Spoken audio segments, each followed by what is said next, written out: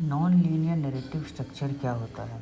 जब कहानी सीधे ऑर्डर में जैसे बिगिनिंग, मिडिल और एंड ना चलकर आगे पीछे टुकड़ों में या अलग अलग टाइम में दिखाई जाए उसे नॉन लीनियर नैरेटिव स्ट्रक्चर कहते हैं। अब जैसे नॉर्मल कहानी होती है वो बचपन से शुरुआत हुई, फिर जवानी तक, फिर क्लाइमैक्स आया।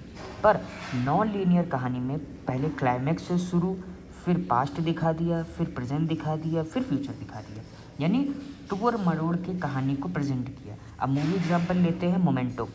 कहानी उल्टे ऑर्डर में चलती है। ये ट्रेडिशनल लीनियर स्टोरी टेलिंग से कैसे अलग है? ट्रेडिशनल में शुरुआत दिखाई, बीच का दिखाया, फिर अंत दिखाया। पर नॉन लीनियर में कभी एंड पहले आ गया, कभी पास्ट में जंप हो गया, कभी फ्यूचर दिखा दिया। इस तरह कहानी को प्रेजेंट किया जाता है। अब मूवी एग्जाम्पल लेते हैं जैसे 3 इडियट्स।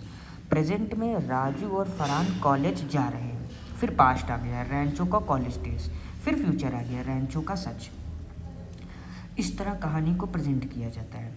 अब फ्लैशबैक्स और फ्लैश फॉरवर्ड्स क्या होता है? फ्लैशबैक्स पास्ट में जाना। मूवी एग्जाम्पल लेते हैं बाहुबली।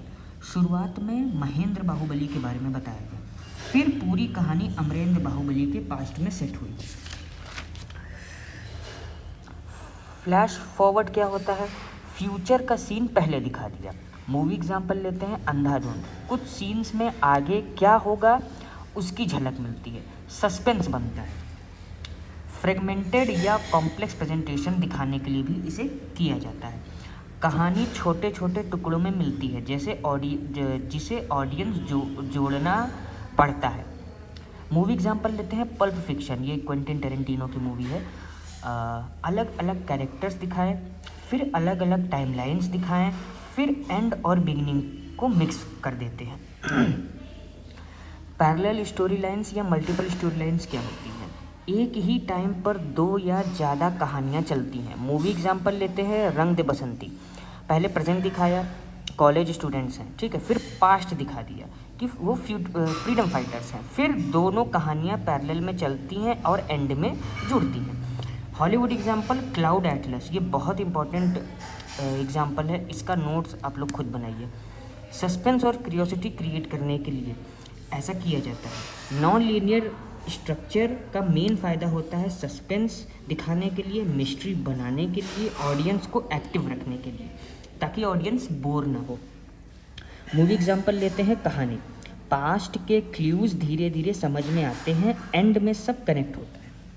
टीवी सीरीज एग्जाम्पल लेते हैं लॉस्ट। पहले प्रेजेंट में आइलैंड स्टोरी दिखाई, फिर हर कैरेक्टर का अलग अलग फ्लैशबैक दिखाया, और फिर उसके बाद कभी फ्यूचर का सीन दिखा दिया, और फिर इसके बाद बाकी सबको जोड़ दिया। इन शॉर्ट इसकी समरी देख लेते हैं। Time jumps, flashback, flash forward, multiple story lines, puzzle जैसी कहानी। नॉन लीनियर नैरेटिव स्ट्रक्चर को ऑडियंस को एक्टिव रखने के लिए, कहानी को और ज़्यादा अट्रैक्टिव दिखाने के लिए, और कहानी एक लीनियर फॉर्म में ना चलकर टुकड़े टुकड़े में चले ताकि ऑडियंस कनेक्टेड रहे।